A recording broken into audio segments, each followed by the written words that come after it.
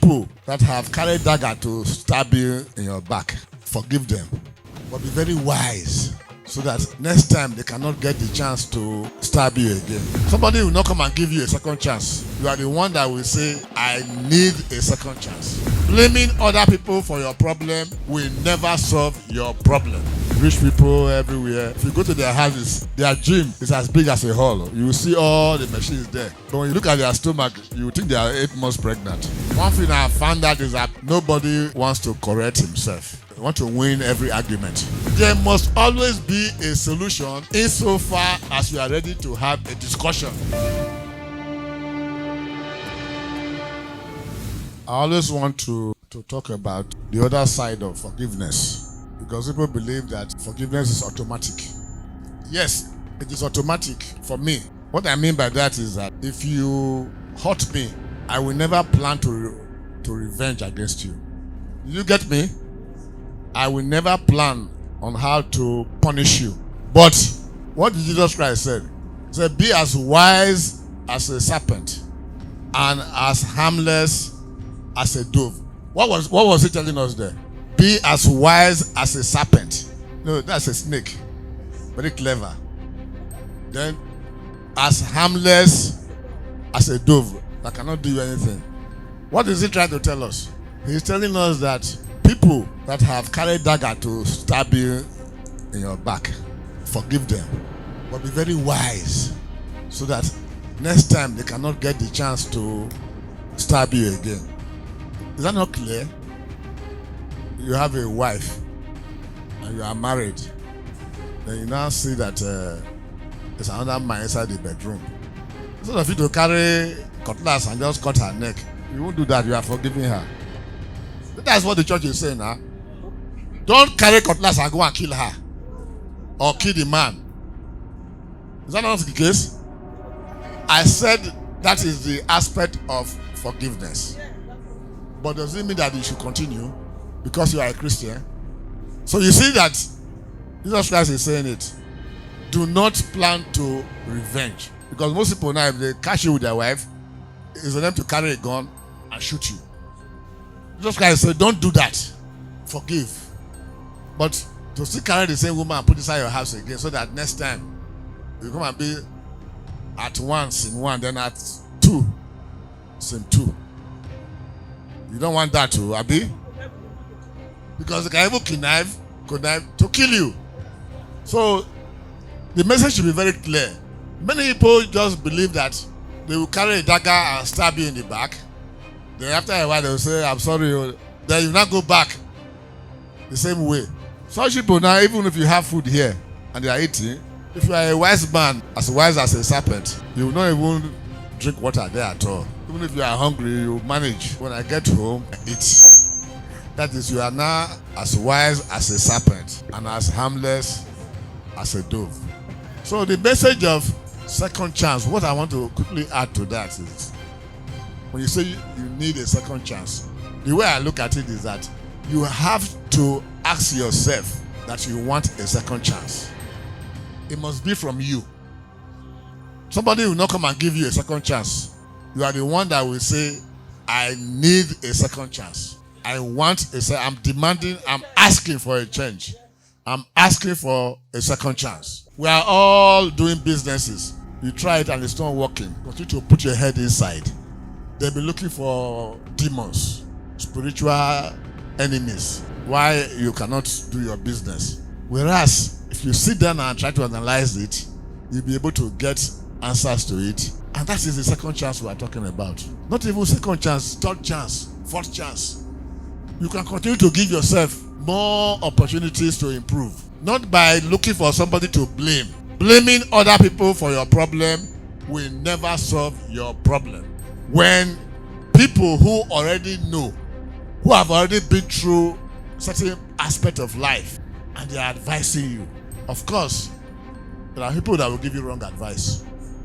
That's why Jesus Christ said, be as wise as a serpent. You should know those that can give you good advice.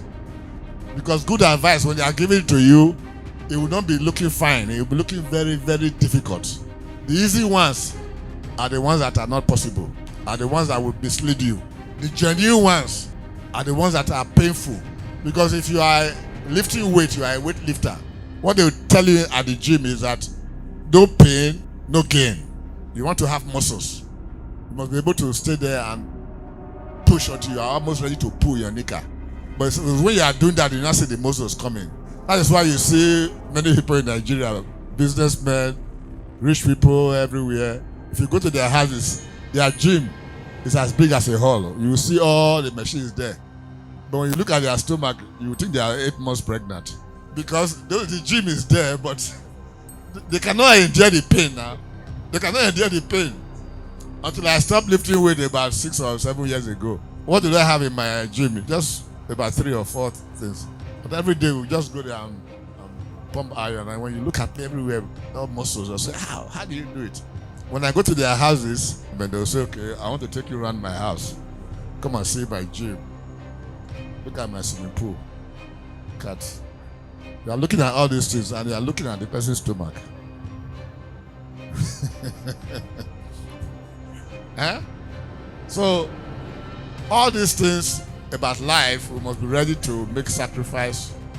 We must be ready to correct ourselves. One thing I found out is that nobody wants to correct himself. You want to win every argument. There's no business in you winning any argument. It's better for you to listen and to learn. What did Jesus Christ say about that? He said you should be quick to learn, quick to see, but very slow to speak. Very slow to speak, but quick to learn. So when you see people always trying to win an argument, it is very clear. Yesterday we had some examples now. You know what they say about science? They say the only thing that is good about science is that it is true, whether you believe it or not. So when the argument came yesterday, okay, you pay this person so and so amount and so and so years and all that. We just look at the calculator and figure out a formula for it and worked it out.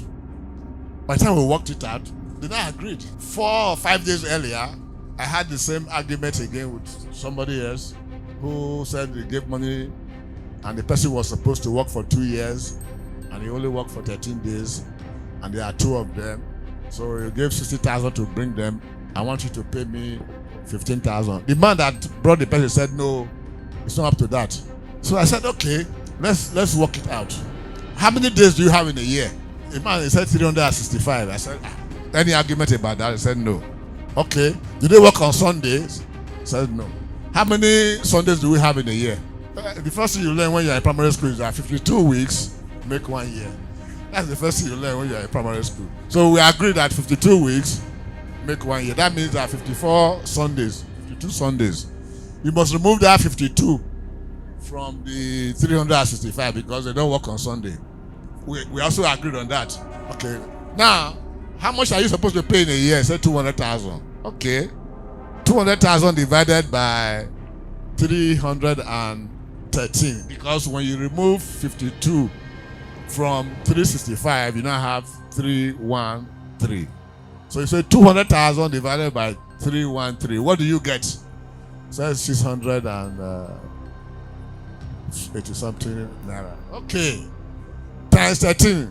It now became 7,000 something. Times 2, 14,000 something. And the man said, I'll let you take 20,000. Give me 40. What do you have to say now? He looked up, he looked down, and said, okay, so it's true. Finish. No need to even talk too much again. Case closed. And the one we did yesterday, that's how we also closed the case. Just like that. So when you allow reason to take place, there will be solutions. There must always be a solution insofar as you are ready to have a discussion, not argument. Argument can only look for a foundation for quarrel. When you submit yourself to discussions, this person is talking, you listen. After that, you will talk, you ask questions, and then by the time you do that, you see that you can always solve any problem. But our problem is that we already take a position and we don't want to change it. Life is not like that. We must be ready to accept and submit ourselves to changes. But what we are looking for is facts. and how to solve problems.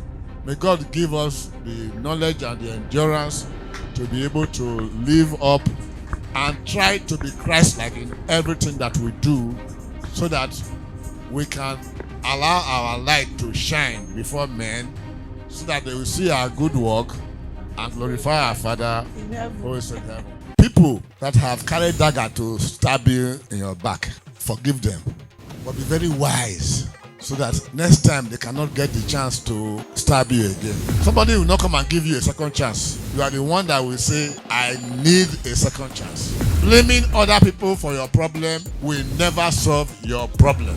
Rich people everywhere, if you go to their houses, their gym is as big as a hall. You will see all the machines there. But when you look at their stomach, you will think they are 8 months pregnant.